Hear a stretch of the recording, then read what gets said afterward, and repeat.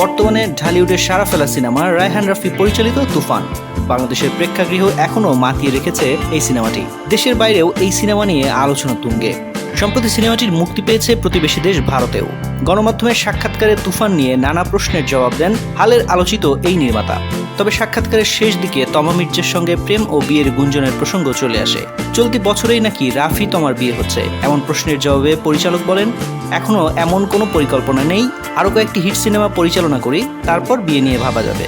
সুরঙ্গ অভিনেত্রী তমা মির্জার সঙ্গে রায়হান রাফির প্রেমের গুঞ্জন বহুদিনের। তমার গেল জন্মদিনে বিষয়টি আরও বেশি পাকাপোক্ত হয়। এদিন তমাকে শুভেচ্ছা জানিয়ে রাফি লিখেছিলেন, তোমার সঙ্গে আরও একটি নতুন বছর কাটানোর সুযোগ পেয়ে নিজেকে ভাগ্যবান মনে হচ্ছে, চলো এই মুহূর্ত উদযাপন করি, শুভ জন্মদিন তমা।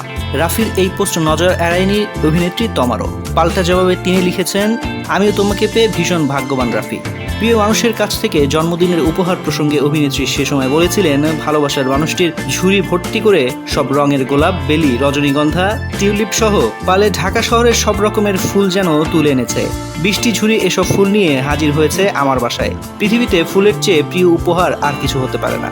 রায়হান রাফির পরিচালনায় প্রথমবার তমা মির্জা অভিনয় করেন খাঁচার ভেতর অচিন পাখি ওয়েব ফিল্ম। পরে আবার তাদের দেখা যায় 7 নম্বর ফ্লোরে। একটি সূত্র জানায়, একসঙ্গে কাজ করতে গিয়েই তাদের মধ্যে বন্ধুত্ব গড়ে ওঠে, সেটাই এখন প্রেমে রূপ নিয়েছে। এই প্রসঙ্গে গত মাসে তমা মির্জা সংবাদ মাধ্যমে বলেছিলেন, আমি মনে করি যে কোনো ক্রিয়েটিভ মানুষের কাছ থেকে আমার অনেক কিছু শেখার আছে। আমি নিজে থেকে চাই যে এই মানুষের সঙ্গে একটা ভালো সম্পর্ক থাকুক, তাহলে কিছু শিখতে পারবো, সেটা বন্ধুত্ব হোক, ভাই বোনের হোক কিংবা অভিভাবকের হোক। রাফিও আমার বয়স কাছাকাছি হয়, আমাদের বন্ধুত্বটা হয়তো ভালো। রাফির সুরঙ্গ ছবির ময়না চরিত্রে অভিনয় করে আলোচিত হন তমা। অনেকেই ধারণা করেছিলেন যে রাফির পরের তুফান ছবির 2 নায়িকার একজন হিসেবে তমাকেই দেখা যাবে, কিন্তু পরে আর সেটা ঘটেনি।